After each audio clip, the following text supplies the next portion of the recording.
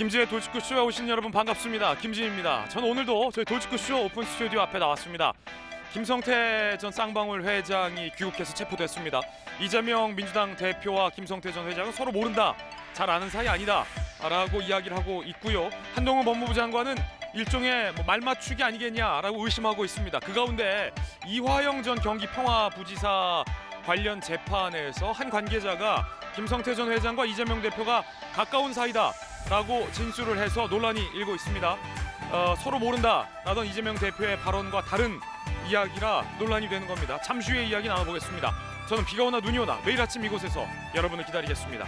김지의 돌직구쇼 지금 라이브로 시작합니다. 잠깐만요.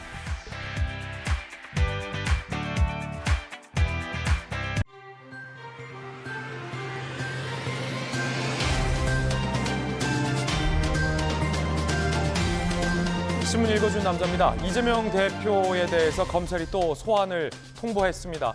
2차 소환인데 과연 이 소환에 이재명 대표가 응할지 않을지를 두고 침묵을 이어가고 있습니다.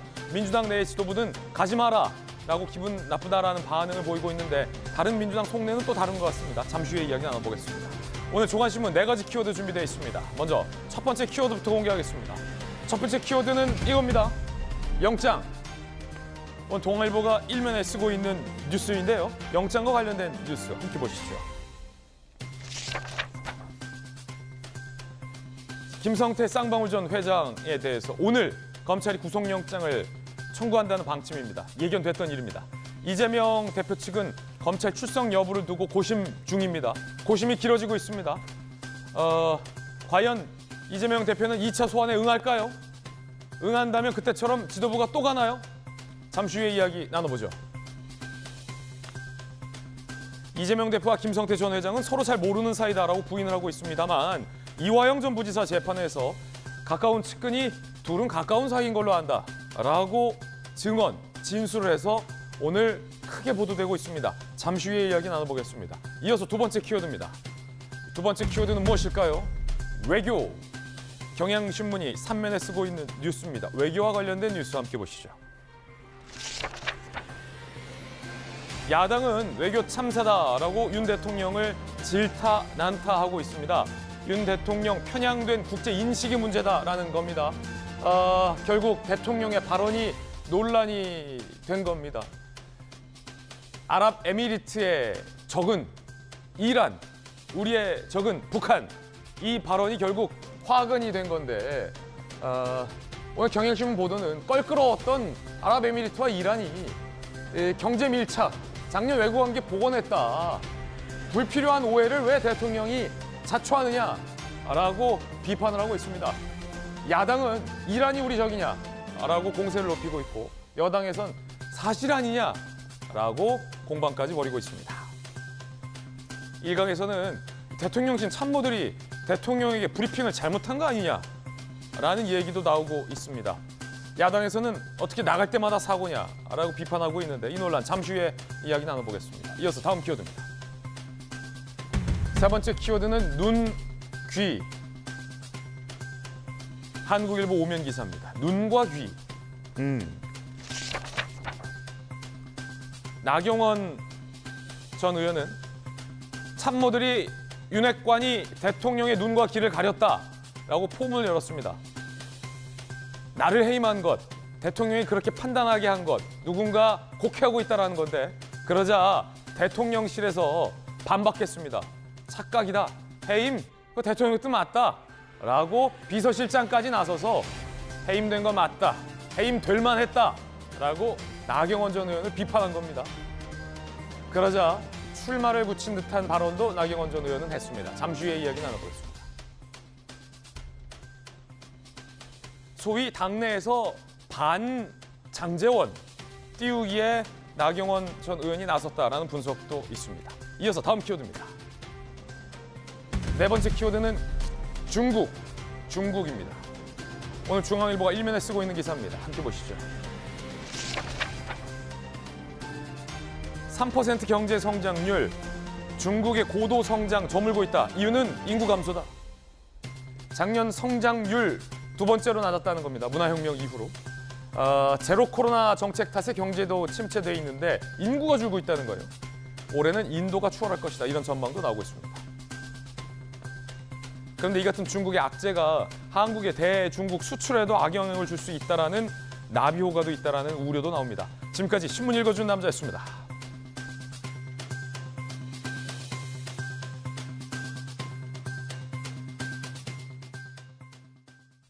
오늘 아침 함께하신 분들 소개해드리겠습니다. 민주당의 서재현 전 부대변인, 그리고 돌직구쇼 좌장, 서울시 정부부시장을 역임한 민주당의 김영주 의원 나오셨습니다.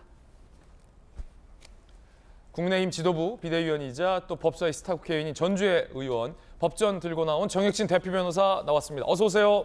반갑습니다. 김성태 쌍방울 전 회장이 귀국해서 바로 체포됐습니다. 검찰 오늘 영장 친다는 얘기 나오고 있죠. 김성태 전 회장과 이재명 대표는 서로 모른다라고 하고 있습니다. 그런데 한동훈 장관은 일종의 말맞추기 신호 아니냐라고 의심하고 있습니다. 그 가운데 다른 재판에서 가까운 측근이 이재명, 김성태 두 분은 가깝다라고 얘기했다고 합니다. 첫 번째 이야기 지금 시작합니다. 그래서 가까운 사이입니까? 먼 사이입니까? 내복 한 장 사입은 인연밖에 없는 사이입니까? 아니면 진짜 가까운 겁니까? 요게 핵심일 겁니다. 김성태 전 회장이 어제 도착해서 체포되는 과정에서도 기자들의 이 질문이 집요하게 이어졌습니다. 함께 보시죠.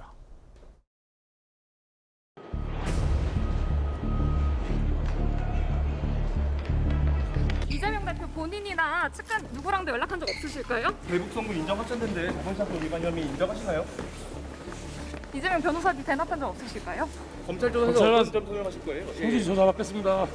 요즘은 저 때문에 저희 회사 열심히 일하는 사람들이 상처받는 거 주위에 많이 조심드렸습니다.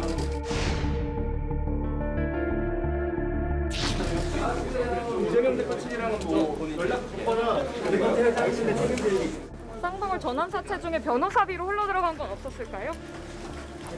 전혀 없습니다. 국민들에 대해 하고 싶은 얘기 없으세요? 그 때문에 뭐 심력 끼치는 좀 죄송스럽게 생각하고 있습니다.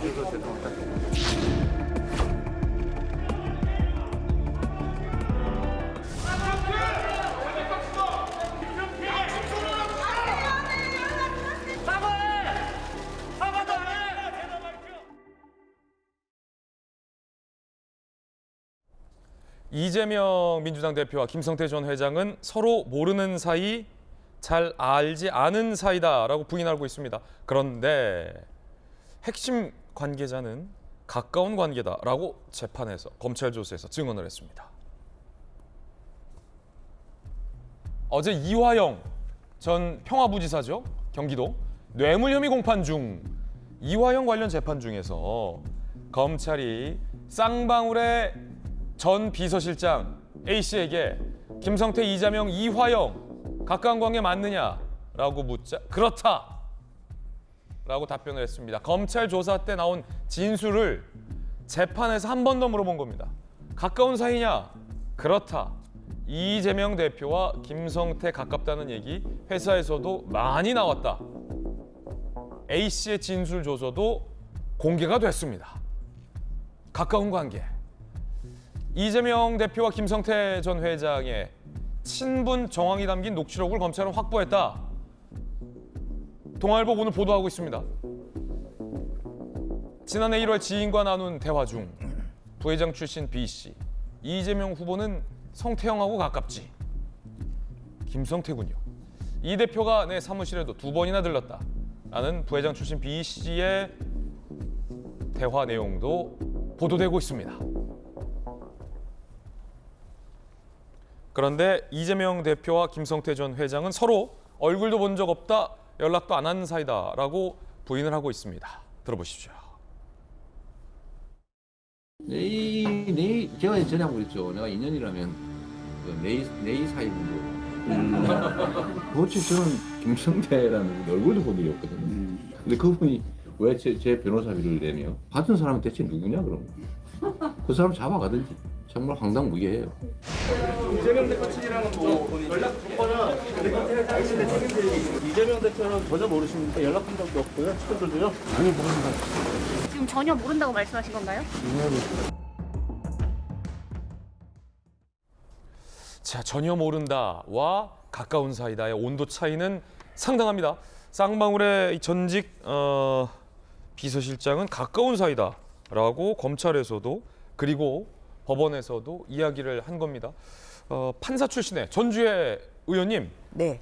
검찰 조사 때랑 또 법정에서도 이 쌍방울의 전직 비서실장 김성태 전 회장의 측근으로 보도되고 있는데 이재명 대표와 김성태 회장은 가까운 사이다. 회사 내에도 둘이 가까운 사이라고 얘기가 많다라고 네. 이른바 증언을 한 겁니다. 네. 그럼 이거 누구 말이 맞는 겁니까? 아무래도 증언의 신빙성이 높다고 봐야 되겠죠. 왜냐하면 뭐 여러 가지 점에서 예를 들어서 이제 뭐 재판 과정에서 이제 볼 수 있는 건 사실은 저는 이제 판사를 했던 경험으로 봤을 때는 예. 가장 사실은 이 근거가 있어야 궁금한 게 뭐냐면요. 이재명 대표가 김성태 모른다 지금 이렇게 얘기를 하지 않았습니까? 네네. 그런데 이제 의문스러운 것이 그 이재명 대표의 그 허위 사실 공표 그 사건 그러니까 형님 강제 입원 그 사건을 했던 변호사들이 다 쌍방울의 계열사의 사회 이사로 사실은 취임을 했었어요. 그래서 과연 이게 모르는 사이면 어떻게 이렇게 사회이사가 사실 쉽게 되는 건 아니거든요. 우연의 일치겠냐? 이재명 예, 대표를 변호했던 변호사들이 그렇죠. 쌍방울에 취직한 게 우연의 일치겠느냐? 네, 그래서 이제 그런 부분에 대해서 사실 납득할 수 있는 어떤 설명이 필요합니다. 그런데 이번에도 그러면 나는 모르고 정진상이나 뭐 이화영이나 이런 사람이 했다고 얘기할 겁니까? 저는 그 이재명 대표가 김성태 모른다고 얘기한 그 말은 나는 김문기 모른다. 아하. 저는 그 말이 떠올랐거든요. 그러니까 이분은 관련 있는 이런 사람들은 다 모른다고 지금 이렇게 얘기를 좀 하고 있는 이것이 과연 믿을 수 있는 것인가. 그래서 국민의힘에서는 나중에 그럼 민주당도 모른다고 할 거냐. 이재명 대표가 궁지에 몰리면. 그러니까 뭐 어떠한 혐의점이 있는 사람은 다 지금 모른다고 얘기를 하는 거예요. 지금까지 유일하게 알고 있다고 얘기한 사람은 정진상 실장하고 그다음에 김용 부원장. 이 두 사람 외에는 모두 다 모른다고 하는 이것을 과연 국민들이 믿을 수가 있는가.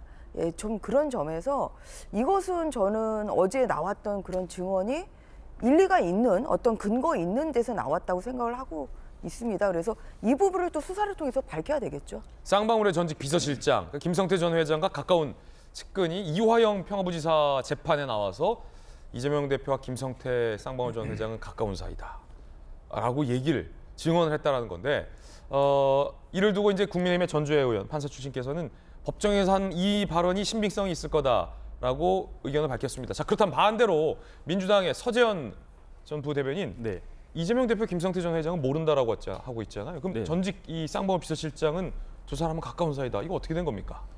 그러니까 이제 전원이니까요. 그 본인의 두 관계는 모르지만 그 중간에 이화영 이제 전 경기도 평화부지사가 있기 때문에 그 이제 저는 추측인데 예를 들어 이화영 부지사가 뭐 이렇게 요청이 있거나 뭐 어떤 이야기를 하는 중에 이재명 그 경기도지사 이야기를 하면서 가까워질 수도 있고 실질적으로 말씀드렸지만 뭐 둘이 아는데 진짜 말 맞추기에서 모를 수도 있고 그건 진실의 영역이기 때문에 수사를 하면 되는데 저는 이 부분이 김성태 저분 자체가 사실 이 사건의 핵심은 금융범죄입니다. 금융범죄.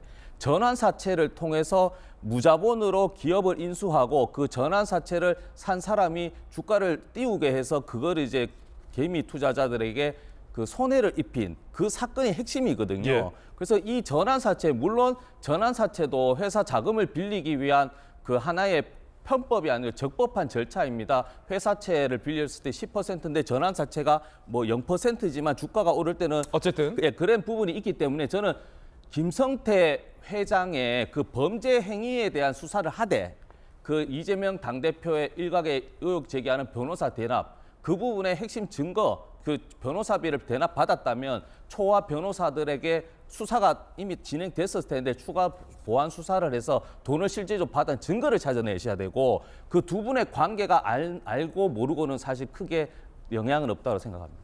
영향은 없다. 중요하지 않다. 그렇죠. 네. 그러면 이재명 대표랑 김성태 전 회장이 아는 사이인지 모르는 사이인지는 잘 모르겠다라는 그렇죠. 말씀이시군요. 그런데 지금은 모른다는 것이죠. 예.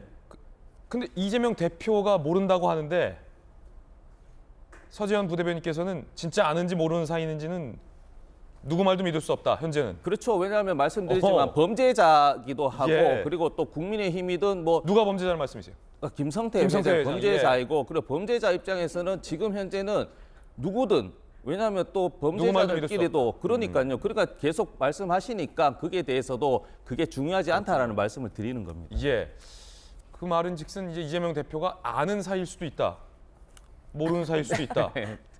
제가 그 말씀드리는 건 저는 모른다고 믿고 싶은 그렇죠. 것도 있고 있지만 네, 그게 중요하지 않다는 말씀을 거듭 드립니다. 그렇군요. 네. 이제 뭐 법리적으로는 두 분의 친분 사이가 중요한지 중요하지 않을지가 중요하지 않다라는 네. 말씀일 수 있지만 이 국민들이 보기에는 이제 제1야당의 이제 당 대표의 발언의 신빙성과 관련된 내용일 수도 있어서 질문을 이제 반론의 기회를 드린 거고요. 더 반론하실 거 있으면 언제든지 말씀 주세요. 정혁진 변호사님, 오늘 동아일보 취재를 보면 흥미로운 대목이 나와요. 쌍방울의 부회장이 또 등장합니다. 출신이 아까 비서실장 출신의 재판 과정에서의 진술 말고 부회장 출신, 쌍방울 부회장 출신 한모 씨가 나와요.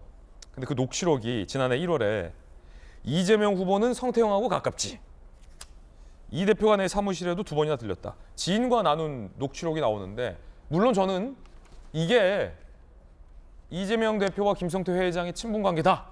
이게 증거다라고 보진 않습니다. 왜냐하면 쌍방울 출신 부회장이 소위 센 척할 수도 있잖아요.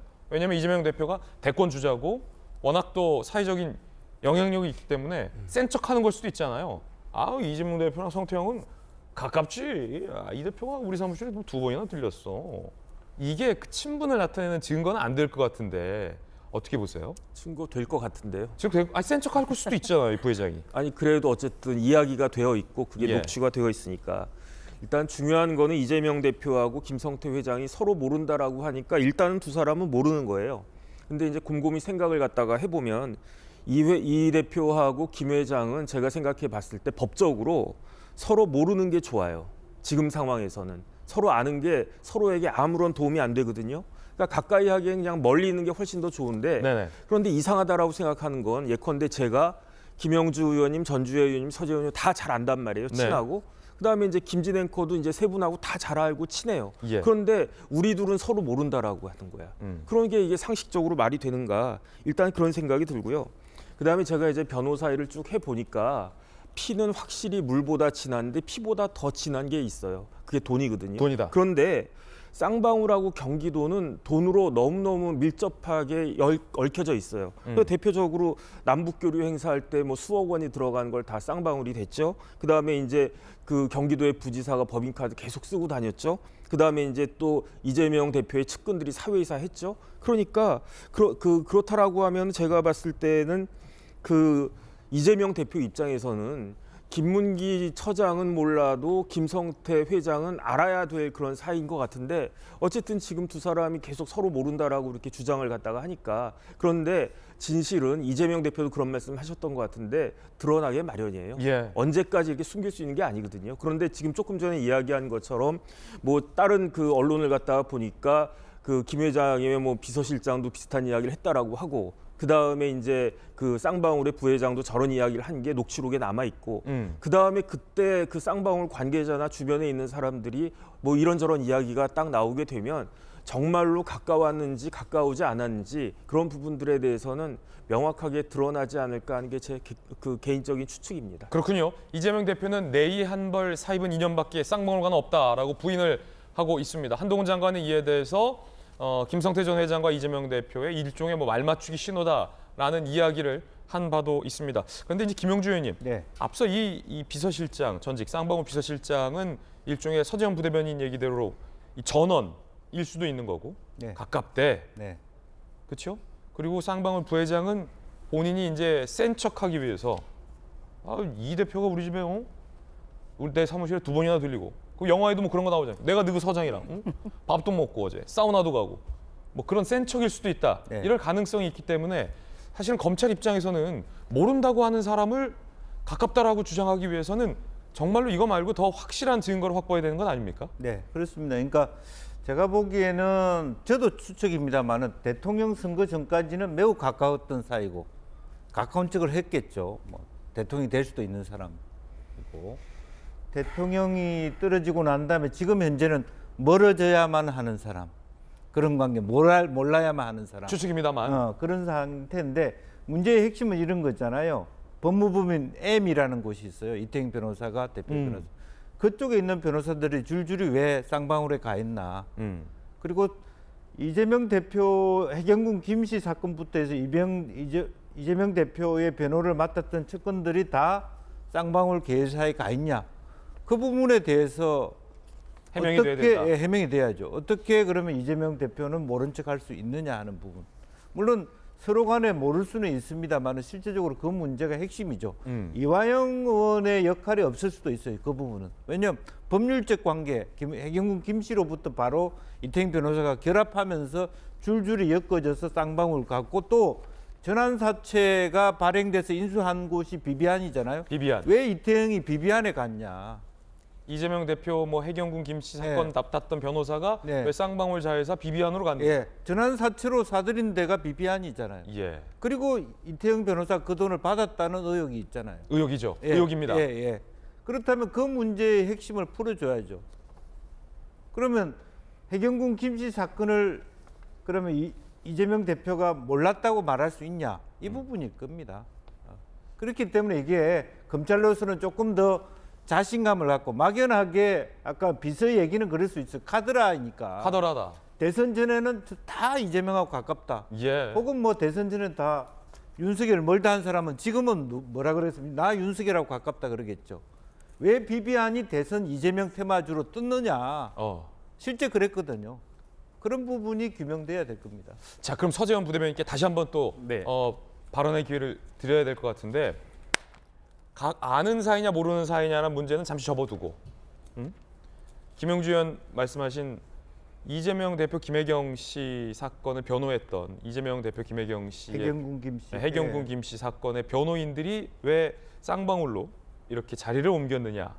이 부분은 어떻게 생각하십니까? 그러니까 이제 사회이사도 사실은 뭐 대표이사가 아니라 경영진이 아니거든요. 네. 경영진의 감시 관리해서 그걸 이제 회의 때 그걸 이제 승인하고 반대하고 그런 역할인 것인데 그 앞뒤 전후 사항을 모르면은 이렇게 연관될 수도 있습니다. 그러나 지금 변호사 자체는 검사 출신의 특수통 출신이고 쌍방울 입장에서는 그런 이제 변호사를 사회이사로 두는 것이 범죄 행위를 막으려고 하는데 도움이 됐을 것이라 추측을 하는 것입니다. 그렇군요. 예. 그러니까 이재명이라는 연결고리 말고 그렇죠. 어떤 뭐 특수통 출신, 뭐 검찰 출신 그 변호사가 필요해서 쌍방울이 네. 한 거다. 우연의 일치다. 뭐 이런 그렇죠. 거죠. 그리고 더 좀 말씀드리면은 그리고 그 김성태 저 범죄자가 출국하게 된 결정적 이유가 뭐냐?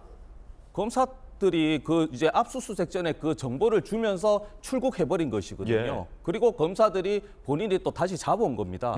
예. 그리고 사회이사에 대해서 만약에 이재명 대표의 측근이 사회이사 쌍방울 계열에 많이 왜 이렇게 많이 이제 있냐. 그렇게 되면 그런 변호사비 대납 의혹 사건이 아니라 뭐 예를 들어 뭐 인사 관련된 뭐 어떤 그 관행, 전행 뭐 이런 부분으로 가야 되는 것이죠. 사실은. 예. 네.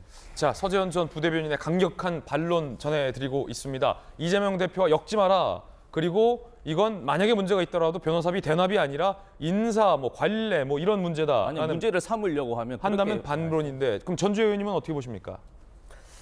그러니까 이제 지금 뭐 두 가지 점이 있겠죠. 일단은 뭐 법률적인 지금 뭐 김성태 전 회장이 지금 이렇게 혐의를 받고 있는 이런 범죄 사실에 이재명 대표가 연루가 돼 있냐 이제 이게 뭐 중요한 부분일 것 같고요. 그리고 가장 뭐 국민의힘이나 이제 국민들이 궁금해하시는 부분은 변호사비 대납 사건 여기에 대해서도 지금 쌍방울이 계속 그 연관이 있다는 그런 이제 어떤 그런 정황들이 나오고 있기 때문에 이제 이 부분을 좀 김성태 전 회장이 지금 뭐 한국으로 다시 이제 그렇게 또 들어왔기 때문에 이제 그 부분을 좀 정확히 밝혀야 되겠다. 그 서재원 전 부대변인도 그렇고 네. 민주당의 이제 반론은 그 이재명 대표 변호를 맡았던 변호사들이 네. 쌍방울로 간 건 네. 이재명 대표 쪽과 가깝기 때문이 아니다. 엮지 마라. 그러니까 그거를 변호사들의 수사를 통해서 그러니까 이력입니다. 뭐 이런 반론이 있는데요. 그러니까 그게 갑자기 여러 가지 전국에 지금 우리 대한민국의 대기업 뭐 이런 중소기업까지 엄청나게 많지 않습니까? 근데 왜 굳이 쌍방울이냐는 거죠, 이게. 그리고 그 사람들이 파고 보니까 이재명 대표 관련된 변호를 했다. 그러면 이거는 사실은 심증은 많이 가는 거예요. 뭔가가 있구나. 대한민국에 변호사가 많습니까? 그래서 그것 때문에 국민의힘에서도 이게 변호사비 대납 의혹 이거 굉장히 냄새가 짙다 사실 이렇게 얘기를 했던 거고요. 그런데 이 핵심 관련자인 김성태 전 회장이 외국으로 도피, 그 검찰에서 정말 정보를 흘려주는 바람에 외국으로 도망을 갔죠. 주랭랑을 갔죠. 그래서 못 밝혀냈던 이 마지막 퍼즐이 사실은 김성태 전 회장이 한국으로 이렇게 또 들어옴으로써 또 수사가 개시가 되면 이런 부분이 밝혀야 되는 게 첫 번째고요. 두 번째는 뭐냐면 저는 법률적인 뭐 이재명 대표가 이 변호사비 대납과 뭐 관련이 있느냐 없느냐 뭐 이런 걸 떠나서 지금 본인이 모른다고 얘기를 했잖아요. 사실 이거는 본인의 이러한 뭐 법률적 책임을 떠나서 이런 그 정말 공인으로서의 어떤 공신력과 굉장히 관련이 있거든요. 그러니까 나 모른다고 했는데 만약에 같이 찍은 사진이 나온달지 뭐 아니면은 정말 같이 있었다는 걸 본 구체적인 목격담이 나온다고 하면 이재명 대표가 앞으로 하는 얘기는 정말 모든 국민이 전 국민이 다 거짓말을 생각할 수밖에 없죠. 그래서 이 모른다는 것이 이 범죄와의 연관성 이것도 있지만 정말 이 사람이 믿을 만한 사람이냐 아니면 맨날 거짓말만 하는 사람이냐 이것을 바로 이렇게 지켜볼 수 있는 이러한 것이기 때문에 아는 사이냐 아니냐 저는 이것은 굉장히 중요한 포인트고 어제 그런데 관련자가 지금 쌍방울의 전 비서실장이 알았다고 지금 얘기를 했다는 거잖아요. 아는 사이다. 친한 가깝다는 사이다. 이게 굉장히 정말 중요한 앞으로 계속 좀 이 부분이 굉장히 중요한 부분이 좀 될 것이라는 생각이 듭니다. 자, 지금 여야의 의견 나란히 전해드리고 있습니다. 야당에서는 엮지 마라. 국민의힘에서는 그게 어떻게 우연의 일치겠냐. 대한민국에 변호사가 얼마나 많은데. 여야의 이야기 더 들어보시죠. 조폭 출신 김성태 전 회장이 귀국하니 쉴드를 이재명 대표가 치고 있습니다. 정치 탄압, 정치 검찰이라고 비난을 하고 있지만 조폭과 손을 잡고 토착 세력과 검은 거래를 했던 부정비리 의혹을 덮을 수는 없습니다. 김 전 회장과 이 대표는 서로 알지 못한다고 이미 밝혔고 심지어 변호사비 대납 의혹은 허위, 자작이라는 것을 증명하는 진술서까지 있습니다. 아무리 검찰이 관심법으로 짜 맞추기 수사를 하더라도 없는 죄를 있는 죄로 둔갑시킬 수는 없습니다. 자, 여야 이야기 들어봤습니다. 그런가 하면 검찰이 오늘 중 구속영장을 청구할 방침이다라는 보도도 나옵니다. 어제 오전 귀국 직후 수원지검으로 압송돼서 오늘 자정 넘어서 조사가 종료됐고요. 횡령 배임 혐의 위주로 추궁을 했고요. 오늘 중 구속영장 청구합니다. 증거인멸 예방 위해 김성태 변호인 제외 2주간 아무도 접견 금지 조처, 서류, 서신, 기타 물건 등의 교류가 금지된다라고 합니다. 자, 그렇다면 김성태 전 회장은 어떤 변호사를 선임했을까요? 특수통 출신 유재만 변호사, 한나라당 불법 대선 자금, 전두환 비자금 등 굵직한 수사 담당이었다고 합니다. 유재만 변호사를 주축으로 특수통이에요. 금융통 변호사 등 10여 명 규모의 호화 변호인단을 선임했다라는 보도가 나옵니다. 검찰에서 단연간 특수수사 경험이 있는 변호사를 주로 포진했다라고 합니다. 정혁진 변호사님. 네네. 검사에는 검사로 대응한다. 특수통 출신의 네네.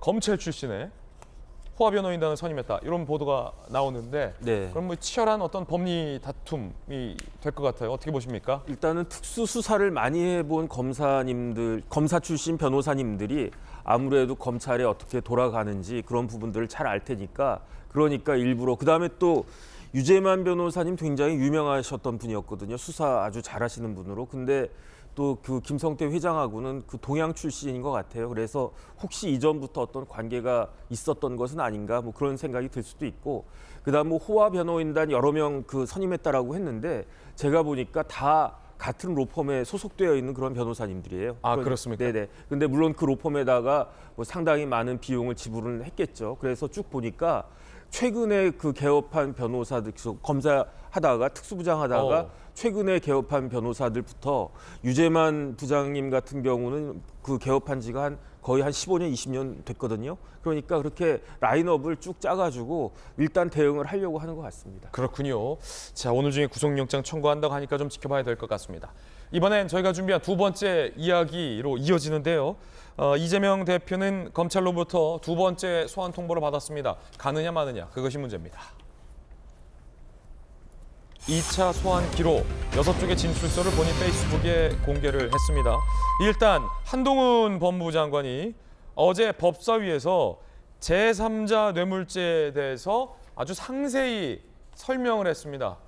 제3자 뇌물죄가 무엇이냐? 부정 청탁이 있으면 불우이웃 돕기에도 제3자 뇌물죄다라고 아주 구체적으로 명시를 했습니다. 한동훈 장관이 이렇게 자세한 일타 강사 설명을 한 이유는 까닭은 무엇일까요? 일단 들어보시죠. 이재명 대표가 무혐의 된 사건을 다시 끄집어내서 사건을 조작한다라고 하는데 그 사실관계가 맞습니까? 일단 오해를 피하기 위해서 말씀드리자면 그 사건은 무혐의 처분이 된 적이 한 번도 없습니다. 무혐의 처분됐다는 거 누가 말한다면 그거는 그냥 거짓말입니다. 나는 정치인이다. 그래서 당연히 정치적 이득을 고려한다. 이재명이 성남구단을 잘 운영하는 것을 보니까 능력이 있구나. 더 큰 역할을 맡겨도 되겠다. 이런 소리를 듣는 것이 궁극적으로 내가 노리는 정치적 이익이다. 이렇게 본인 스스로 얘기를 했어요. 저는 이게 성남FC 사건의 범행 동기에 대한 자백이라고 생각을 해요.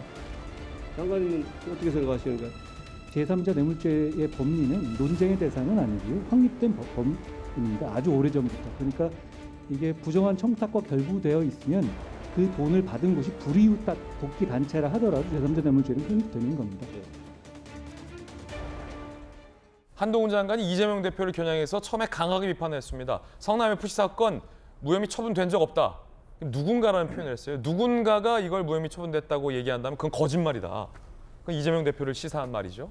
무혐의 처분된 걸 검찰이 꺼내들어서 조작한다라고 이재명 대표가 최근에 이야기했었기 때문이죠. 이재명 대표가 거짓말하고 있다라고 강하게 비판을 하면서 제3자 뇌물죄에 대해서 상세한 설명을 덧붙였습니다. 김용주 의원님, 네. 많은 국민들이 이제 제3자 뇌물죄에 대해서 저희 뭐 돌직구쇼나 다른 언론 보도를 통해서 상세하게 알고 계실 텐데 한 장관이 이렇게 얘기했어요. 부정한 청탁이 있으면 불우이웃 돕기를 하더라도 그건 제3자 뇌물죄다. 네. 한 장관이 이렇게 굳이 네. 제3자 뇌물죄란 무엇인가에 대해서 상세하게 설명하는 까닭은 혹시 뭐라고 보세요? 근데 저는 제가 보니까요. 그러니까 어쨌든 이재명 대표는 아무리 자기가 공익적인 일을 했더라도 네네.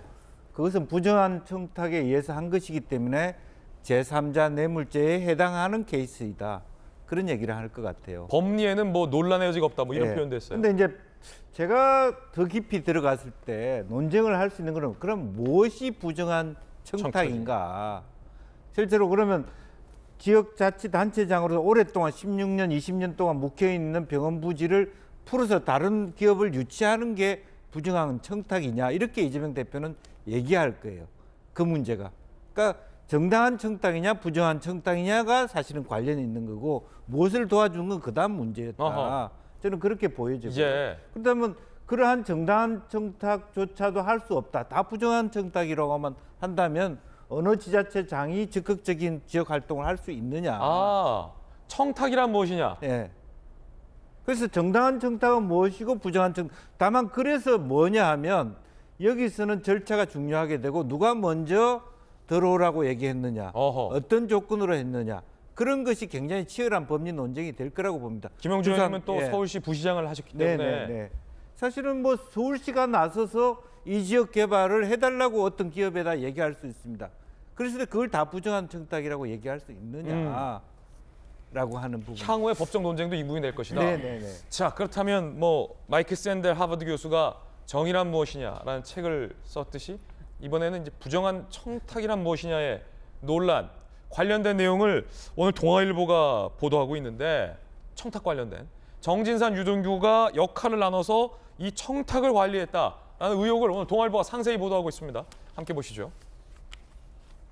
자, 여러분들께 보시고 과연 부정한 청탁인지 정당한 청탁인지 청탁이 아닌지 청탁이란 무엇이냐? 동아일보 보도. 수원지검 성남지청이 성남FC 후원금 받는 과정에서 유동규, 정진상이 각각 역할 분담을 했다라고 동아일보 보도하고 있습니다. 유동규는 차병원, 정진상은 두산. 유동규, 평소 차병원 임원과 친분, 고위직 긴밀히 소통을 했다. 두산건설은 50억, 차병원은 33억, 특혜 대가로 후원했다라고 검찰은 의심하고 있습니다. 검찰은 화천대유 투자사를 통해 차병원이 대장동 사업에 투자했다는 구체적인 진술을 확보했다라는 보도도 동아일보 하고 있고요. 정영학 회계사는 대장동 분양이 잘 안 되는 상황이 오더라도 미분양 물량을 차병원 사옥 등으로 쓰려고 한다고 들었다라는 얘기도 나옵니다. 대장동에서도 차병원과 관련된 의혹이 제기됐습니다. 어쨌든 이 보도는 정진상, 유동규가 역할을 나눠서 차병원과 두산의 청탁을 관리했고 그 대가로 거액의 후원을 한 건 아니냐라고 검찰이 의심을 한다는 게 동아일보 보도의 핵심인 것 같습니다. 앞서 내용과 연결이 돼요. 한동훈 법무장관과 검찰은 이걸 부정한 청탁으로 보고 있는 것 같고 그렇기 때문에 이건 제3자 뇌물죄다라고 여기는 것 같고 이재명 대표 측은 이게 어떻게 부정한 청탁이냐 적극 행정이지라고 반박하고 있는 것 같습니다. 판사 출신 전주의 의원은 어떻게 보세요?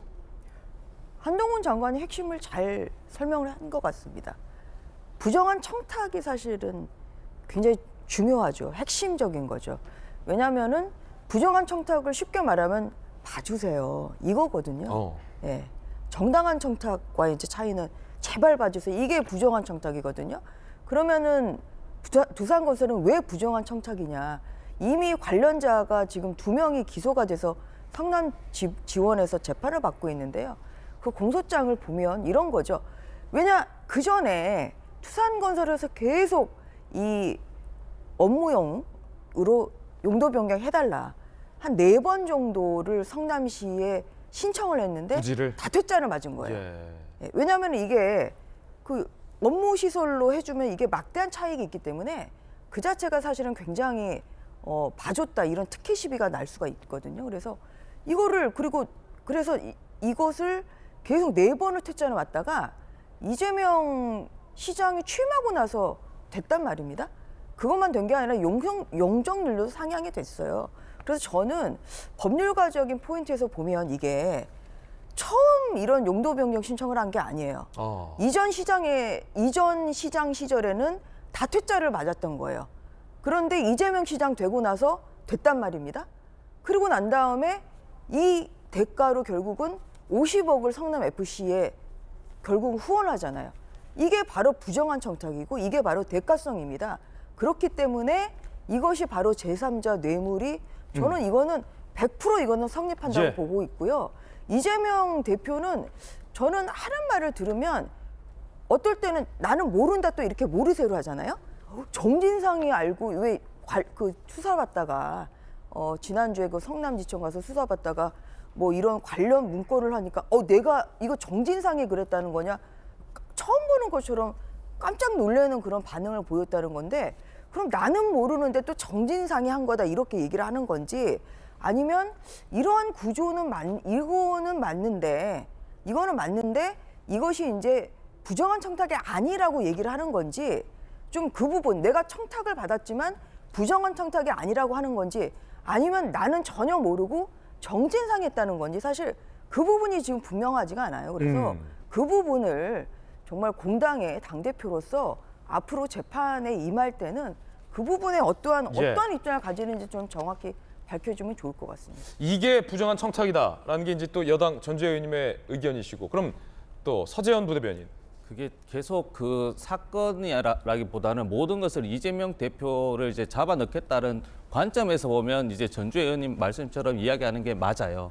그러나 좀 더 뒤로 물러나서 상황, 시간 이거를 순서대로 보면 이재명 당대표가 2010년도인가요? 경기도 성남시장 초선일 때 그때 공보물을 한번 보시면은 용적률 상향을 통해서 주민의 어떤 그 세금을 최소화시키고 그 이제 기업을 유치하겠다라고 밝혔습니다. 만약에 그 당시에 나는 그런 공보나 그런 주장을 하지 않았다라면 두산건설 어떤 50억에 대한 그런 게 이제 배치가 되지만 그런 행정에 대해서 우리 국민이 사실은 진영을 넘어서 이재명 당대표를 인정하는 것은 일은 잘한다 하지 않습니까? 그래서 다른 정치인들과 달리 그런 적극적 행정을 한 것이고요. 이재명 당대표가 계속 주장하는 것은 후원금이 아니라 광고비다. 계속 후원 하시는데 만약에 그 성남FC 유니폼과 그 축구장에 그것을 광고하는데 그것을 광고비를 안 준다는 것 자체가 그건 기업의 특혜입니다. 그런 식의 논리라면 삼성전자 같은 경우에는 10년 동안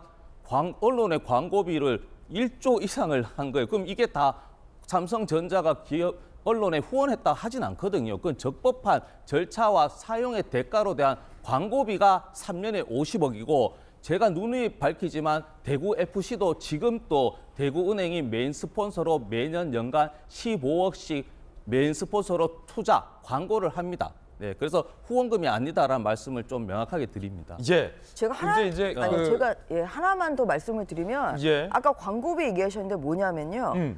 좋은 포인트예요. 왜냐하면 그 전에 그러니까 예를 들어서 이게 뭐 업무 그러니까 용도 변경이 뭐 되든 말든 간에 두산건설이 지속적으로 성남FC에 후원금을 냈다. 이러면 이거 부정한 청탁이라고 보기 어려워요. 그런데 공소장을 보면 그 전에는 이 용도 변경이 되기 전까지는 두산건설이 성남FC에 돈 한 푼도 후원한 적이 없습니다. 한 푼도 후원한 적이 없어요. 몇 년 동안. 성남FC가 언제 생겼어요? 생긴 지가 오래된 구단이잖아요. 단 한 푼도 후원금을 낸 게 없어요. 그러다 갑자기 용도 변경이 된 다음에 1억도 아니고 2억도 아니고 50억을 냅니다. 그러니까 이게 부정한 청탁이고 그래서 대가성이라는 거예요. 그래서 저는 이거는 제3자 뇌물이 되는 것은 저는 뭐 100% 저는 될 수밖에 없다고 생각을 하고요. 두 가지 포인트. 그 전에 광고비 낸 적 없다. 그 다음에 갑자기 4번 거절되다가 갑자기 용도 변경됐다. 이것이 바로 부정한 청탁이고 이것을 입증할 수 있는 객관적 자료는 차고도 넘칩니다. 그렇기 때문에 이재명 대표가 나는 모른다, 정진상이 했다고 얘기를 한들 여기에서는 빠져나갈 수가 없어요. 그러니까 이제 전주 의원님이 말씀하시는 그런 단편적 말씀을 하면 그럴 수도 있구나 하는데 진짜 그 계속 말씀드리잖아요. 일정 시간을 봐야 됩니다. 성남FC는 통일교에서 원래 운영하다가 2014년도에 나는 못하겠다고 한 것을 성남 시민이 우리가 그럼 시민구단으로 하자라고 요청했기 때문에 2014년 전에는 성남FC란 기업 자체 축구단이 없었고요. 2014년에 인수하면서 2015년에 이렇게 건설 후원을 광고비를 받는 것이 성남시장의 그 대표이사가 성남FC의 대표이사가 있기 때문에 그런 것이지 성남FC가 2014년에 존재하지 않았기 때문에 광고비나 후원금을 줄 이유도 없는 것이죠. 예. 자, 여야의 뜨거운 논쟁 전해드리고 있습니다. 여러분은 이게 부정한 청탁이라고 보십니까? 아니면 적극 행정이라고 보십니까? 두산이 냈다는 그 돈을 후원금이라고 보십니까? 광고 홍보의 대가 광고비라고 보십니까? 어찌됐든 재판 좀 해봐야 될 것 같고요. 민주당에서는 일단 한동훈 그 입 다물라 이런 얘기가 나왔습니다. 그 입 다물라. 이게 무슨 말일까요? 들어보시죠. 공허한 음모론이나 다수당의 힘자랑 뒤에 숨을 단계는 이미 오래전에 지냈다고 생각합니다. 이제는 팩트와 증거로 말씀하시는 게 어떨까 생각하고요. 그 사람은 입 좀 다물라고 그러세요. 예. 법무장관인데 예. 왜 이렇게 말이 많아요? 이재명 대표 잡으려고 하는 의도가 너무 노골적으로 드러나면서 너무 야유성 발언을 많이 해요. 네. 정치적 발언도 많이 하고. 법무장관은 입이 무거워야 됩니다. 그 입 다물라. 제가 충고하고 싶습니다. 일단 법리 논쟁을 떠나서 입 다물어라 이런 얘기가 나왔습니다. 기분 나쁘다 입 다물어라. 뭔 법무장관 이렇게 말이 많냐라는 건데 정혁진 변호사님, 우상호 의원이 좀 한동훈 장관에게 충고하고 싶다며 입 다물어라. 어떻게 보십니까? 이렇게 싸울 때 말문이 막히면 뭐라고 그러냐면 예컨대 이제 제가 우리 뭐 딸이나 이렇게 싸울 거 아니에요? 예. 그러면 막 얘가 이렇게 맞는 말을 해. 딸이 네. 딸들이 보통 아빠한테 맞는 말 해요. 맞는 말을 해요. 그러면 예. 그 말이 저한테 아파. 아프죠. 그럼 뭐라고 그럽니까? 너 그만 얘기해. 너 말하지 마. 그러십니까? 어디서 누구 앞에서 말을 해. 예. 국회의원이 법무부 장관보다 더 높다라고 생각을 하시는 것 같고, 그 다음에 이제 우상호 그 의원님 말씀은 지금 한동훈 장관이 하는 이야기가 너무너무 아프다. 왜냐하면 이 이재명 대표님 하시는 말씀이 다 거짓말이거든요. 왜 거짓말이냐면 첫 번째로 이게 불송치 결정하고 무혐의 결정을 구분을 못해요. 왜냐하면 그런데 제가 보니까 법전을 읽을 줄만 알면, 한글만 읽을 줄만 알면 무엇이 불송치고 무엇이 무혐의인지를 아는데 이재명 대표가 모른다고 한단 말이에요. 그 법대 들어가면 2학년 2학기 때 형법 강론 배우거든요. 그때 이제 제3자 뇌물죄를 갖다가 배워요. 그런데 이재명 대표님은 사시도 붙고 뭐 변호사도 오래 하셨던 분이 제3자 뇌물죄, 아까 좀 전에 이야기 많이 했지만 부정한 청탁이라고 한 것이 무엇인지, 판례가 어떻게 하고 있는지를 모를 리가 없단 말이에요. 그런데 그럼에도 불구하고 계속 지금과 같이 그렇게 이야기를 하는 것은 진짜 누가 봐도 이거는 거짓말하는 것이 아닌가. 그러니까 김성태 모른다라고 하는 것도 저 양반이 또 거짓말하는 거 아닌가, 이런 의심을 갖다가 자꾸 받는 거죠. 그 우상호 의원님은 그냥 그렇게 이야기를 하셨을지 몰라도 제가 봤을 때는 한동훈 장관이 그 일반 국민들 입장에서는 야, 한동훈이 얼마나 말을 잘하면 저렇게 입 다물라고까지 이야기할 정도로 저렇게까지 이야기를 할까. 한동훈을 띄워주기로 진짜 작정을 한 것이 아닌가, 저는 그런 생각이 들어가지고 참 그 우상호 의원님이야말로, 그 다음에 입을 다물어야 되실 분이 제가 봤을 땐 다른 분이 있어요. 뭐 김의겸 의원님이나 뭐 또 장모순 의원님이나 이제 그런 분들한테 이야기를 하면 국민들이 공감을 갖다가 할 텐데, 한 장관한테 이야기는 얼마나 많은 공감을 얻었을지 저는 좀 의심은 됩니다. 예. 자, 이제 이재명 대표가 이제 무혐의 처분이라고 밝힌 취지는 또 이 경찰에서 무혐의 취지로 검찰에 또 이 사건을 불송치를 하기로 했기 때문에 이미 다 무혐의 처분된 거 아니냐 라는 취지로서 또 반박을 한 성격도 있기 때문에 또 이 대표가 하는 말이 또 다 거짓말이다라고 말씀하시기에는 조금 더 과한 단정이다라는 말씀도 함께 덧붙여 드리겠습니다. 이재명 대표는 그럼 어떤 입장일까요? 이게 뭐 부정한 청탁이냐 아니냐, 대가성이냐 아니냐, 제3자 뇌물죄는 아니냐, 이게 지금 논란인데, 성남FC 의혹 관련해서 본인이 성남지청에 제출했던 그 6쪽짜리 진술서를 SNS에 다 공개를 했습니다. 그 내용 좀 보면 특별한 내용은 없습니다. 저도 쭉 다 읽어봤는데, 어제 밤에 페이스북에 올려서 쭉 다 읽어봤는데 그냥 그 기존에 이재명 대표가 하던 주장과 일치합니다. 성남FC는 성남시가 설립하고 시 예산으로 운영한 독립법인이고, 성남행정과 성남FC 광고는 무관하다, 광고비다, 뭐 이런 주장이 진술서에 계속돼 있었습니다. 이재명 대표 진술서 내용도 소개를 해드렸습니다. 자, 그런가 하면요, 측근이 구속됐을 때 이재명 대표가 새벽까지 검찰 조사에 대비했다라는 보도가 나왔는데요. 어떤 내용인지 함께 보시죠.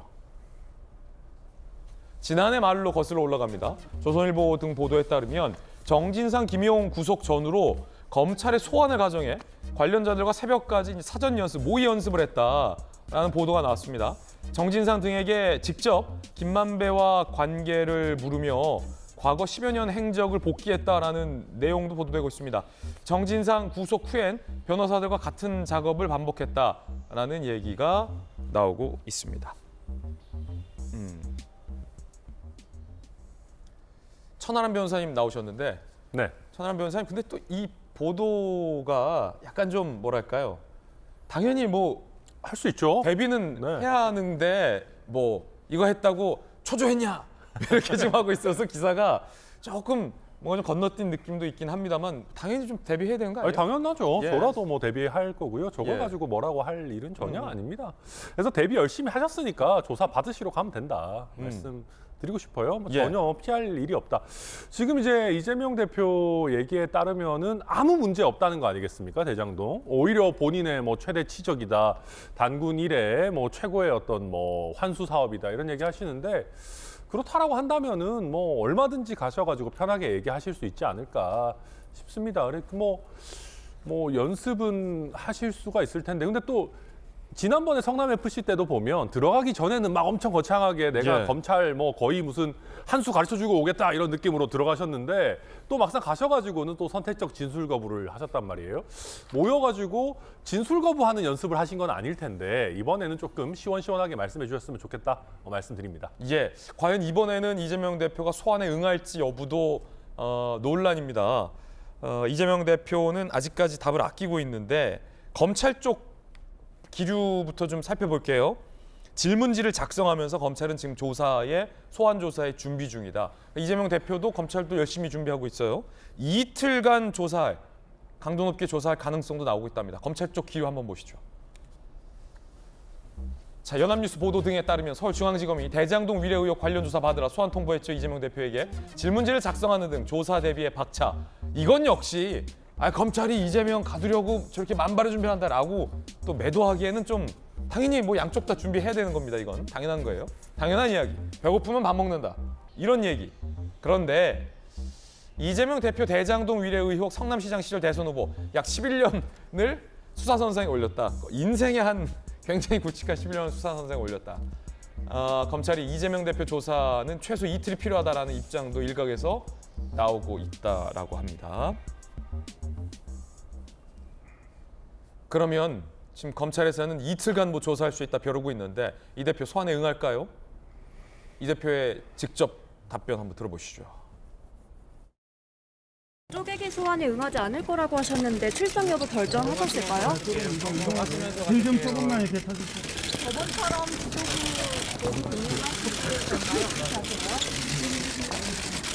그 검찰 조사에 대해서는 일정을 어떻게 잡을지 지금 더 조율하고 계신 건지 주위에서 출석을 만료하고 있는 것으로 알고 있는데 이번에도 안 나가실 예정이신가요? 김성태 회장 귀국길에 대해서 좀 보셨을까요? 어떻게 보셨을까요? 묵묵부답 답변을 아끼고 있습니다. 그럼 민주당 내의 기류는 어떨까요? 일단 친 이재명계 중심으로 거 나가지 마시오 라는 불출석 기류가 강하다라는 보도가 나왔습니다. 정성호 의원, 친명계 좌장격, 검찰이 제1야당 대표를 건건이 불러내는 게 문제다. 사건들 모아 한 번만 불러라.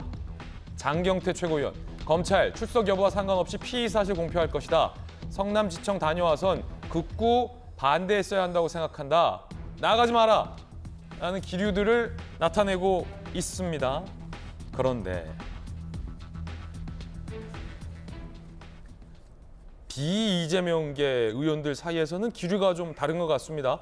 비명계에서 여러 가지 개인적 리스크는 개인이 대응해야 한다라는 다른 이야기가 나오자 민주당의 지도부는 저거 청개구리다 라고 공세를 했다고 합니다. 이른바 청개구리 논란입니다. 고민정 최고위원 이름까지 거명했어요. 조응천 등이 문제다 라고 하면서 분리대응 막아서는 첫 번째 걸림돌, 현안에 대한 이 대표 발언 계속 묻힌다 라며 특정 의원들 이름을 거론했어요. 조응천 뭐 문제다. 정청래 최고위원 청개구리들이 있다. 무슨 일만 있으면 거꾸로 가는 분. 제가 보면 2~3명 정도다. 청개구리다 라는 얘기까지 나왔습니다. 김영주 의원님, 네. 청개구리 어떻게 보십니까? 글쎄요, 당내에는 다양한 의견이 있고 그러니까 민주주의라는 말을 쓰는 거고 민주당 이름을 가진다라고 생각돼서 자기와 의견이 다르면 다 청개구리다 그러면 그 민주당이 어떤 무슨 민주스러운 면이 있습니까? 단일당이죠. 그런 면에서 다양한 이야기를 녹아내기 위해서 의원총회도 하는 것이고 치열한 논쟁이 있다. 그렇게 보여져야 될 것 같고요. 어쨌든 이 문제는 뭐 일부 언론에 의하면 본인 스스로가 김용, 정진상 이렇게 구속되기 전후에 여러 가지 어떤 뭐 그게 연습이든 아니면 기억을 정확하게 하기 위한 대비든 뭐 그런 준비가 다 돼 있다고 하니까 이번에도 나가주시는 게 좋을 것 같다. 예. 당에서 나가라는 뜻은 아니고 검찰에 출두하셔서 정확하게 자기 입장과 의견을 최대한 성실하게 네. 전달하는 것이 맞고 다만 이제 정성호 의원처럼 끈끈이 불러서 이렇게 포토에 세우는 그런 방식보다는 조금 더 일괄적으로 모아낼 수 있는 그런 어떤 최소한의 상대방의 입장들을 고려해주는 그런 어떤 조사 그런 것이 필요한 것 같다는 생각이 듭니다. 채널A 뉴스 속보입니다. 저희 채널A가 단독 취재한 결과 지금 국정원이 민노총을 압수수색 시도하고 있다. 간첩 혐의와 관련된 압수수색 시도고요. 저희 채널A가 단독 취재한 결과 민노총 소속원 4명이 해외에서 북한 공작원을 접촉했다는 혐의가 있는 것으로 국정원은 수사를 하고 있습니다. 저희들이 또 단독 취재한 결과 이 민노총 소속 4명은 베트남, 캄보디아 등에서 북한의 지령을 받았다는 의혹과 관련해서 국정원이 내사를 벌여왔고 이와 관련해서 이 의혹을 규명하기 위해 현재 민노총을 압수수색 시도하고 있다는 사실을 저희 채널A가 단독으로 취재해서 긴급 뉴스 속보로 전해드립니다. 저희 채널A 메인 뉴스 등을 통해서 상세한 내용 보도해드리겠고요. 저희 김진의 돌직구쇼에서도 내일 관련된 뉴스 속보 관련된 내용을 상세하게 보도해드리겠습니다. 민노총의 조직원, 민노총 간부 등 4명이 해외에서 북한 공작원을 접촉했다.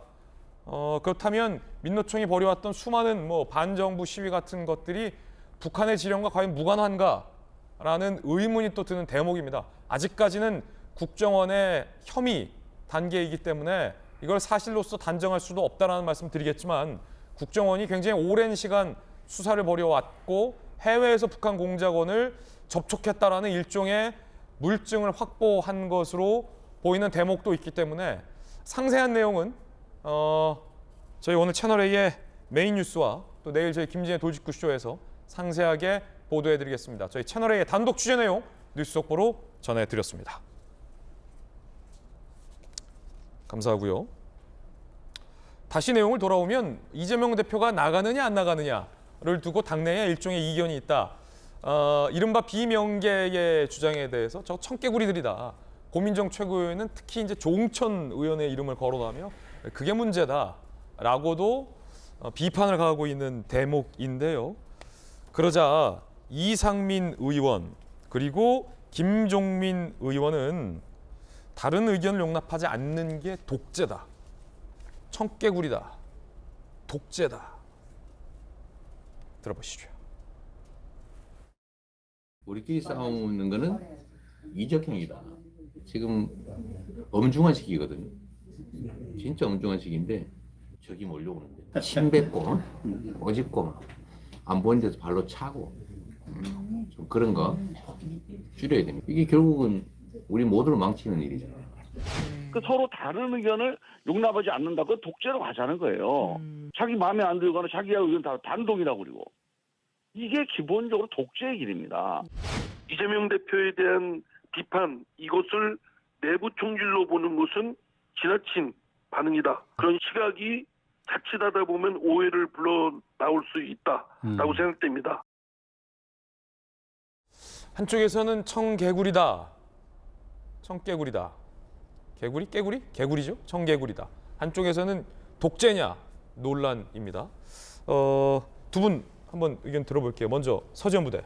저도 이제 고민정 의원 어제 인터뷰를 한번 봤었는데요. 그 사회자가 이렇게 누구 지명해서 이렇게 당내 분리하는 게 맞지 않는 개인의 일과 당내. 그래서 이제 고민정 의원 같은 경우에는 이런 주장하는 것, 그러니까 이제 그 사람의 문제가 아니고 이런 주장 자체가 분리 대응을 더 못하게 한다. 왜 민생이라든지 어려운 이야기를 하고 있는 것인데 그래서 이런 부분에 대해서 문제 제기를 한 것이고요. 그건 저는 고민정 의원은 최고위원이기 때문에 최고위원의 직책에 맞는 말씀을 하신 것이고 뭐 박용진 의원이나 조홍천 의원이나 이상민 의원은 사실은 최고위원이 아니고 당직이 아니라 국회의원이기 때문에 그리고 말씀하셨지만 민주당이란 그 자체가 더욱더 이런 논의나 자기 생각을 과감없이 얘기하고 그에 대한 본인의 행동과 언행, 책임을 지시면 되는 것인데 더 문제는 내부 총실보다 앞에서는 위하는 척하면서 뒤에서 다른 이야기하는 그런 것이 사실은 당에 더 문제인 것인 거죠. 사실 이런 문제나 옳고 그름을 떠나서 자기 주장을 편하게 이야기하고 그에 대해서 틀리다가 아니고 다르다라는 인식. 그래서 이재명 당대표도 사실은 저도 이제 그 당대표 후보 시절에 연설할 때도 사실 개인적으로 와서 하는 얘기가 저런 문제 제기, 그러니까 당내 이견이 조금 다른데 너무 뭐 이렇게 서로 간에 마음에 상처를 주고 이런 거에는 큰 문제다라고 이야기하신 게 있기 때문에 예. 그렇게 이해해 주시면 좋을 것 같습니다. 앞에서는 위한 척하면서 뒤에서 딴소리하는 게 더 문제다. 그게 더 문제인 거죠. 그런 사람이 있습니까? 그런 사람도 사실은 대선 때 저도 개인적으로 본 이제 지방 사람들이 있긴 한데요. 그게 특정한 게 아니라 그런 일반론적인 것을 예. 말씀드리는 겁니다. 예, 이름은 검명하지 마십시오. 네. 분 상처받습니다. 청개구리다 독재다. 그래서 27일 검찰 소환에 나간다는 건지 안 나가는 건지 아직은 이재명 대표가 결론을 못 내린 듯 해 보입니다. 천하람 변호사님 어떻게 보세요? 저는 일단 비율을 좀 통일을 해줬으면 좋겠어요. 수박으로 할 거면 그냥 끝까지 수박으로 하든지. 뭐 똥파리도 있잖아요, 똥파리. 예, 이렇게 자꾸 말을 자꾸 만들어내니까요. 청개구리. 가만히 있는 청개구리는 또 무슨 죄입니까? 청개구리 얼마나 귀여워요. 그래서 저는 좀 이상하다. 그리고 저는 이게 또 개구리 비유가 나왔으니까 이 올챙이적 시절을 모르는 거 아닌가라는 생각이 드는 게요. 이재명 대표가 언제부터 민주당의 주류였습니까? 이재명 대표야말로 자기 스스로 얘기하듯이 민주당의 변방이었고 비주류였거든요. 그러면 이재명 대표가 그때 비주류일 때 사실 지지난 대선 정도에 문재인 대세론이 있을 때 거기에 들이박았었거든요. 그러면 그때 당시에 이재명 대표 도운 사람들은 그러면 당내에서 청개구리들이고 내부 총질한 겁니까? 아닌 거거든요. 그러니까 그럼 이제 와가지고 마치 이재명 대세론이 민주당의 영속적인 현상인 것처럼 전제해놓고 여기에다가 다른 얘기하면 청개구리다. 말이 안 되는 얘기지 않습니까? 그리고 저런 식으로 할 거면은요. 저는 국민들 조만간 그런 얘기 하실 것 같아요. 국회의원 그냥 한 10명만 뽑자. 아니 국회의원이 300명이 뭐가 필요하냐. 여야 다 해가지고 뭐 예를 들면 저희 주호영 원내대표 같으면은 한 110번 누르고 그 박홍근 원내대표는 한 170번 누르고 각 당에 소신 있는 얘기하는 사람 솔직히 2~3명씩밖에 없잖아요. 그러면 이게 무슨 지금 장난치는 것도 아니고 정치입니까? 그래서 저희든 민주당이든 다양한 목소리 나오는 거에 대해서 지나치게 과민 반응할 필요 없다. 뭐 그렇게 생각합니다. 예. 자, 여야 의견도 전해드렸습니다. 이번엔 저희가 준비한 다음 이야기입니다. 세 번째 이야기인데 나경원 전 원내대표를 향한 십자포화라는 제목의 이야기입니다. 지금 시작하겠습니다. 나를 향한 십자포화. 배현진 의원은 저 나경원의 나를 따서 나 홀로 지배하고 있다라고 비판하기도 했었는데 나경원 전 원내대표가 출마를 굳힌 듯합니다. 들어보시죠.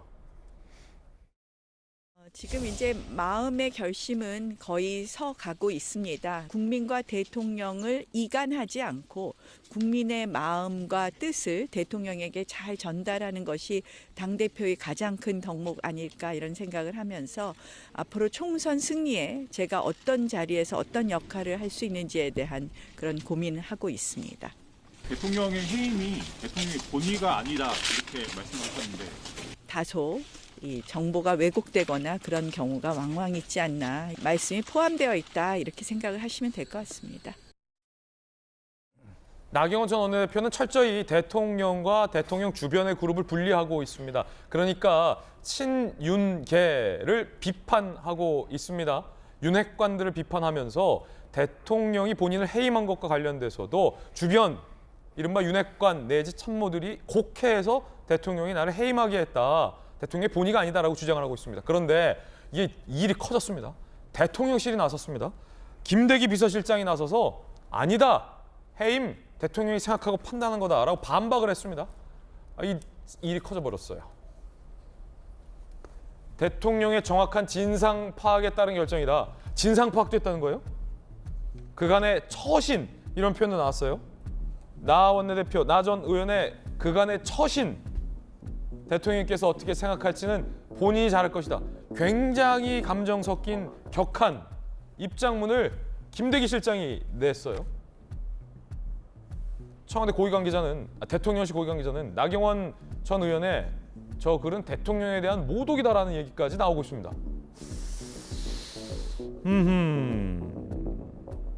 이게 일이 커집니다. 김영주 의원님. 네. 그런데요. 대통령이 대통령실에 안 계시잖아요. 해외 순방 중이잖아요. 김대기 대통령 비서실장의 저 입장이 물론 대통령의 용인 없이 비서실장 독단적으로 저렇게 나올 수는 없겠으나 이 모양새가 어째 나경원 전 의원이 대통령 주변 참모들을 때리니까 대통령이 자리를 비운 사이에 대통령 참모들이 나경원 의원을 때리고 있는 모양새며 이거 이렇게 되면 진짜 대통령이 나와서 한번 입장 밝히셔야 될 것 같아요. 사실은 기본적으로 보면 뭐 윤핵관이든 아니든 간에 대통령 순방 성과를 다 당에서 갉아먹고 있는. 당과 대통령실이 갉아먹고 있는 거 아닙니까? 그런 거 아니겠습니까? 그리고 실제적으로 보면 이거 부분에 있어서 나경원 원내대표가 판단을 잘못했다는 부분도 하나 있는 것 같아요. 결과적으로는 대통령이 헛복으로 받고 있다 이렇게 하면 대통령 밑에 있는 보좌하는 사람만 욕먹이는 것도 아니고 대통령 스스로도 뭔가 상황 판단을 잘못하고 있다라는 예감을 주는 것이기 그렇죠. 때문에 이게 대통령에 대한 비판이기도 하다. 네, 그렇게 될 수. 그러면 전혀 뭐 상황 파악도 안 되고 있나 지금 대통령이. 그 나경원 전 원내대표의 저 글은 대통령 주변 사람들을 비판한 척하면서 사실은 대통령을 뭐 소위 아주 모욕하고 있는 글이다. 네. 그리고 대통령실의 기류는 명확해요. 사실은 정책적 엇박자도 있지만 그 내부적으로 두 가지 측면이 있습니다. 실제로 그동안에 이렇게 나경원 원내대표가 보여줬던 대통령과 오히려 가까웠다는 측면에서 이야기한 것이 독이 된 측면도 있거든요. 그러니까 포괄적으로 대통령실이 나경원 전 원내대표에 대한 입장들을 전혀 간파하지 못하고 있다. 왜 그만둘 수밖에 없었는가에 대한 자기 반성이 결여돼 있다. 그게 대통령실의 또 입장 중에 하나인 것 같아요.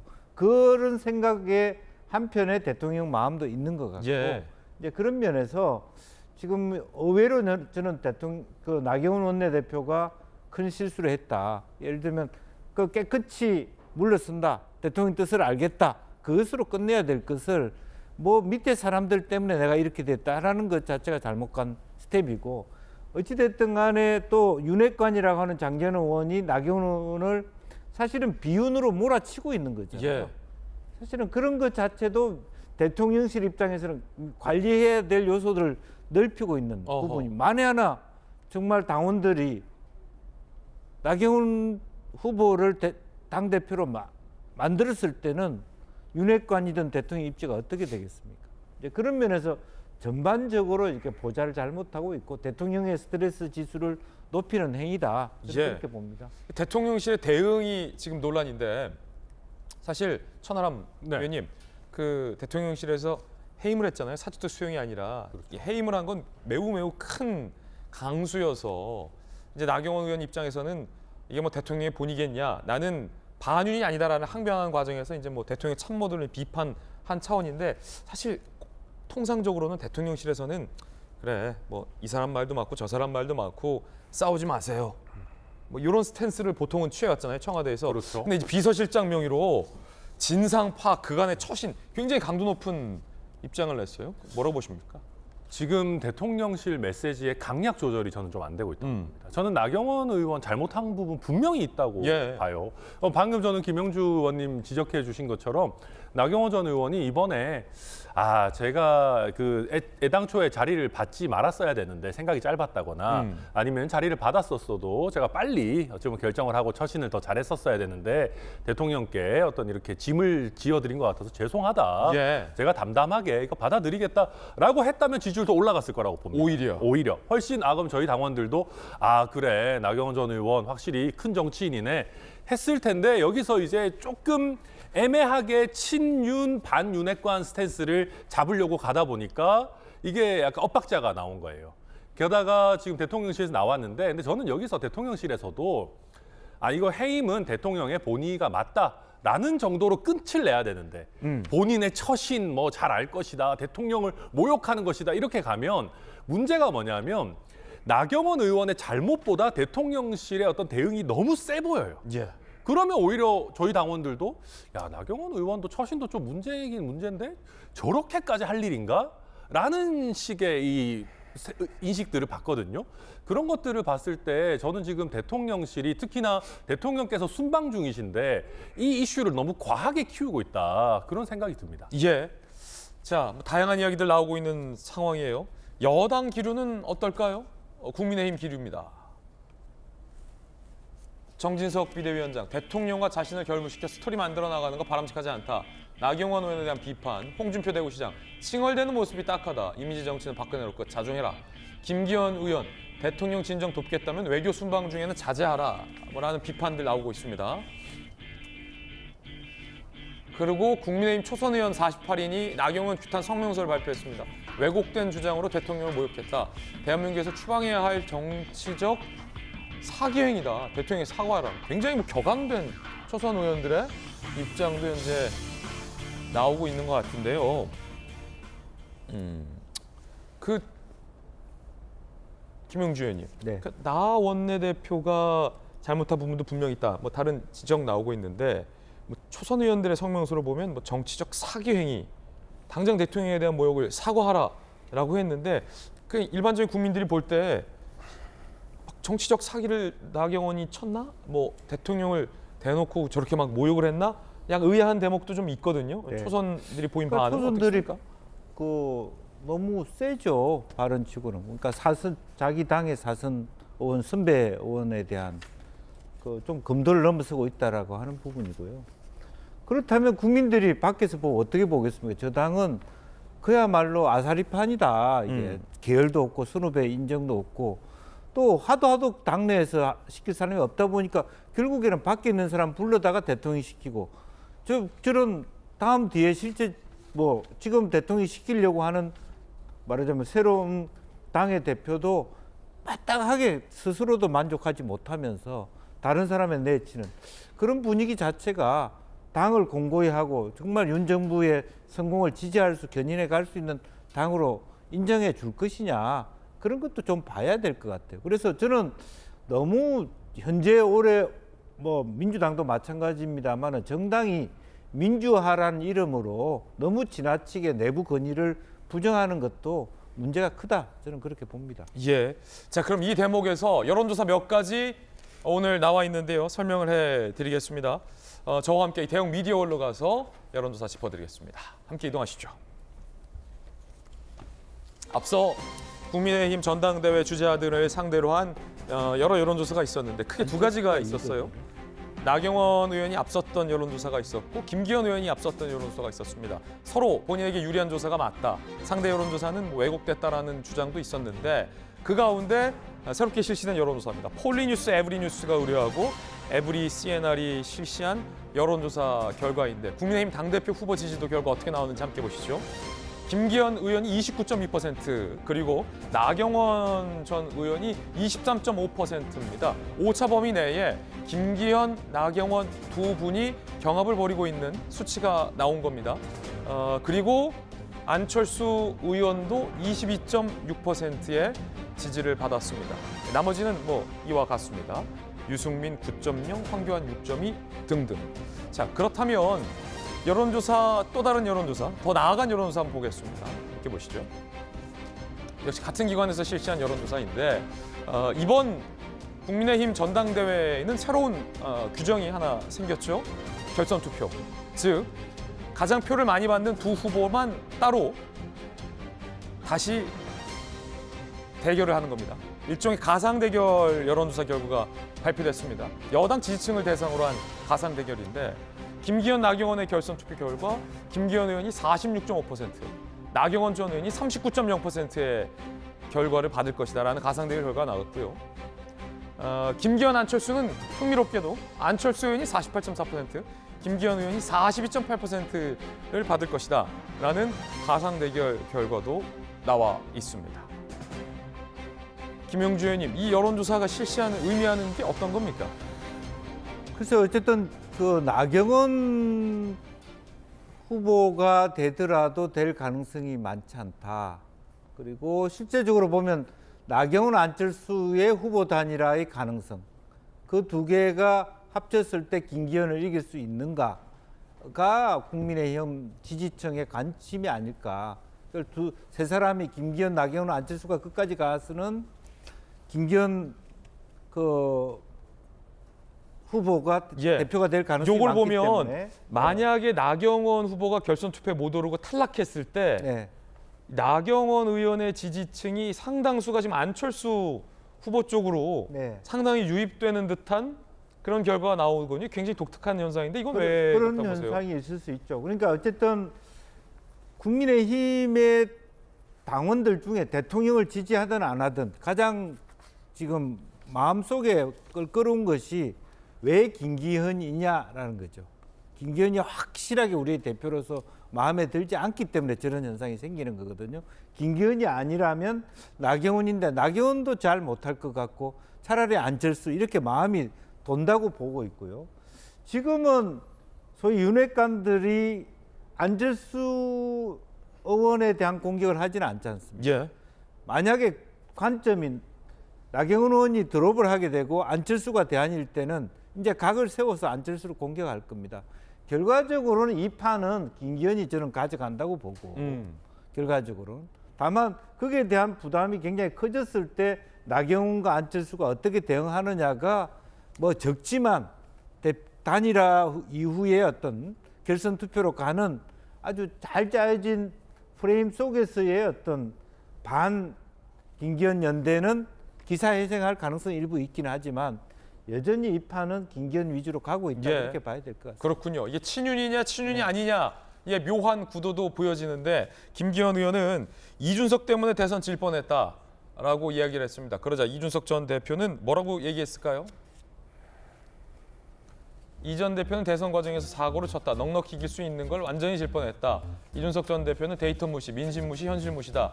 입 씻는 걸 넘어서 뒤통수까지 가진 말자. 뭐 이렇게 격앙된 서로를 향한 날선 공방도 오가고 있는 상황입니다. 서재원 부대 어떻게 보세요? 그러니까 이제 데이터 여러 가지 사항 봤을 때는 이준석 전 대표의 말이 맞죠, 사실은. 민주당 입장에서도 뼈 아프지만 이준석 당대표가 이제 청년 대표하는 당대표로 해가지고 청년들 당원도 일으켰고 어떤 선거 공략할 때 쇼츠라든지 이제 그 소구력 있는 여러 가지 전략 전술 잘 했다. 그리고 이준석 대표를 비난하는 것은 그런 노력에 대한 폄하라기보다는 어떤 우리 자당의 이제 후보를 좀 더 존중, 예의를 갖췄으면 더 하는 그런 아쉬움이고요. 저는 아까 데이터도 얘기했지만 김기현 이분은 진짜 양심이 없는 분인 게 진짜 민심은 없어요. 당심도 없습니다. 오직 윤심만 보기 때문에 그리고 저렇게 이준석 당대표 본인이 원내대표 했을 때 그 예의도 안 갖추지 않습니까? 이준석 당대표가 때문에 질 수도 있었다. 그런 말을 한다는 것 자체는 힘들고 말씀드리지만 당대표 1위잖아요. 김기현이 약간 오타입니다. 이제 사실은 당대표 후보는 윤석열이고 갈로쳐서 김기현입니다. 그래서 김대기 비서실장도 나경원 전 원내대표 비판할 수 있습니다. 그럼 동일하게 김기현 당대표도 지금 어떻게 선거운동합니까?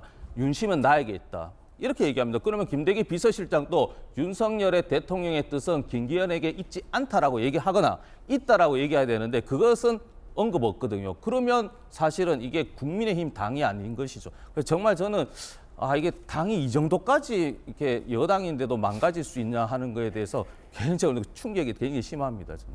예, 서재원 전 부대의 의견도 개인적 의견도 들어봤습니다. 이번엔 저희가 준비한 네 번째 이야기인데 야당에서는 외교 참사다라고 또 주장을 하고 있는 대목인데 어떤 일일까요? 함께 보시죠. 또 순방 리스크냐? 라고 민주당에서는 문제를 제기하고 있는데 이 대통령의 아크부대 방문 중에 발언이 논란입니다. 들어보시죠. 여기가 바로 여러분의 조국입니다. 형제국의 안보는 바로 우리의 안보입니다. UAE의 적은 가장 위협적인 국가는 이란이고 우리의 적은 북한입니다. 그러자 이란이 이 발언을 문제 삼고 나섰습니다. 이란 외교부 대변인, 윤 대통령의 발언을 심각하게 보고 있다. 이란과 아랍에미리트 등 사이 역사적 우호적 관계 발전에 대해 전적으로 모르는 발언이다. 한국 외교부의 설명을 기다린다. 그래서 외교부, 아랍에미리트에서 임무 수행 중인 우리 장병 경력 차원이다. 현재 한국과 이란 관계는 무관하다라는 진화를 나섰지만 논란은 국내에서 커지고 있어요. 어제 외통위에서 민주당이 총공세에 나섰습니다.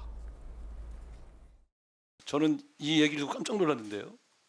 아랍에미레이트의 적이 이란입니까? 특정 국가 간의 관계에 대해서 말씀하는 것은 외교적으로 잘못된 것이죠. 이거는 잘못하면은 이란과 UAE를 이간하는 겁니다. 논리적으로 이 발언이 우리 장병을 격려하는 겁니까? 대한민국 국민들이 이제 대통령이 외국에 나가시면은요, 이게 무슨 일이 벌어질까 조마조마해합니다. 정말 부끄러운 일이라고 생각을 하고. 그래서 국민의힘 의원들은 이렇게 항변합니다. 아랍에미리트 국민들 입장에서 가장 위협을 느끼는 나라가 어디입니까? 이란 아닙니까? 그래서 아랍에미리트는 군사력도 필요한 거예요. 이란을 견제하기 위해서 필요한 거예요. 그래서 우리도 파병을 해서 아랍에미리트를 도와주고 있는 거 아니에요? 아크 부대 장병들 앞에서 군 통수권자가 이 정도 발언할 수 있는 거 아닙니까? 오히려 우리가 국내에서 이 갈등을 만들고 이란과의 관계를 파괴하는 것이 더 심각한 한 이란 관계를 해야 하는 행위다. 저는 이렇게 생각하는데. 논란입니다. 정익점에서 어떻게 보십니까? 일단은 그 이란하고 아랍에미레이트가 어떻게 되어 있냐면요. 그 중동에 페르시아만이 있어요. 그 영어로 걸프라고도 하는데 그 페르시아만 건너편에 그 서로 나라가 있는 거예요. 그러니까 아랍에미레이트 입장에서는 걸프만 뭐 호르무즈 해협 이런 데를 갖다가 건너면 바로 그 이란이 있는 거죠. 그런데 그 걸프에 섬이 3개가 있는데 그 섬 3개의 영유권 분쟁이 있었어요. 언제부터 있었느냐? 그때 이제 영국이 그 섬을 갖다가 갖고 있었는데 영국이 철수하면서 그 섬에 대한 분쟁이 1968년부터 있었던 거죠. 그러니까 무려 55년 동안 사실 그 섬, 우리나라도 뭐 비슷하지 않습니까? 일본이나 뭐 나중에 통일되면 중국하고도 그런 일이 있을 수 있고, 그렇기 때문에 객관적으로 이란과 아랍에미레이트가 사이가 좋지 않고 또 이런저런 충돌이 있었던 건 사실인데, 그런데 최근에 아랍에미레이트하고 이란이 이제 관계를 회복하고 있다라고 하거든요. 예. 그런데 그런 부분들에 대해서 참모들이, 대통령이 뭐 그런 것까지 일일이 다 신경 쓰시지는 못했을 테니까 외교부나 아니면 대통령실에서 이러이러한 역사적 배경 같은 것들을 잘 설명을 갖다가 해드렸어야 됐는데 그런 부분들이 그 미흡했던 것 같고, 결과적으로 대통령께서 좀 경솔한 발언을 한 것은 사실이다. 저는 그렇게 판단이 됩니다. 예, 오히려 이제 참모들이 그런 건 좀 주의사항 브리핑하지 않습니까? 혹시 이제 아랍에미리트와 이란 관계가 굉장히 복잡다단하니 혹여나 UAE의 적은 이란이다 이런 말씀 좀 조심하셔야 됩니다. 이런 걸 좀 참모들이 보통은 브리핑을 해야 하는데 그럼 브리핑을 안 한 겁니까? 뭐 브리핑을 했는지 여부를 뭐 제가 100% 알 수는 없겠습니다만은 아마도 대통령께서 이게 어떤 상대국과의 공식 외교 일정이 아니고 우리 장병들을 격려하는, 뭐 쉽게 얘기해서 우리끼리만 있는 자리다라고 생각하고 조금 편하게 말씀하신 부분이 있는 것 같습니다. 그러다 보니까 조금 그렇게 돼 있는 것 같은데, 결국은 이미 대통령께서 발언하신 거는 뭐 하신 거고, 외교부에서 우리 이란과의 관계에 대해서도 좀 잘 수습하고, 뭐 우리 저만 해도 뭐 테헤란로도 뭐 맨날 가고 자주 가고 그러는데 이란이랑 사이 안 좋아져서 되겠습니까? 그래서 좀 결국 좀 잘 수습하고 이게 이제 순방 성과를 가리는 국내의 지나친 논쟁으로 격화되지 않도록 잘 정리를 해야 될 부분 아닌가 생각이 됩니다. 서지현 부대변인. 그러니까 사실 김대기 비서실장이 나경원 원내대표를 공격하는 그보다는 저렇게 이제 외교적인 이런 것을 프로토콜에 대해서 더 확인해야 되는 것이죠. 진짜 제가 봤을 때는 이게 윤석열 대통령 같은 경우는 한번 되돌아봅시다. 우리 지난 3월 대통령 취임 이후에 지지율이 내려갔을 때를 생각해 보면 순방 가거나 도어 스태핑해서 이제 말씀하실 때, 지금도 마찬가지입니다. 자꾸 민주당이 공격하고 정쟁을 한다는데 그게 아니고 이란의 외교부 대변인이 윤석열 대통령은 무지하다, 그리고 오지랖이 넓다라고 얘기했고 그 대한민국의 입장을 기다리고 있겠다고 이야기했었거든요. 그래서 저런 부분은 그 표현하려고 하는 그 어떤 취지는 충분히 공감이 가지만 저걸 어떻게 보면 은유법도 아니고 직설적으로 우리 유해의 적은 이란이라고 하면 저 앞으로 외교 관계가 어떻게 그 신뢰를 회복하는데 더 크게 얼마나 큰 에너지를 낭비하겠습니까? 그러니까 자꾸 도스태핑도 마찬가지지만 소통을 안 하는데 잘한다고 지지율이 올라가는, 이것은 진짜로 그 윤석열 대통령뿐만 아니라 대통령실이 굉장히 심각하게 바라봐야 될 대목입니다. 자, 저희들은 육시적 광고 보고 돌아오겠습니다. 잠시 후에 뵙죠. 예, 오늘 저희가 준비한 소식 모두 다 전해드렸습니다. 저희들은 내일 아침 8시 50분에 더욱더 풍성한 소식 들고 인사드리겠습니다. 오늘 하루는 분명 어제보다 나을 겁니다. 좋은 하루 되십시오. 고맙습니다.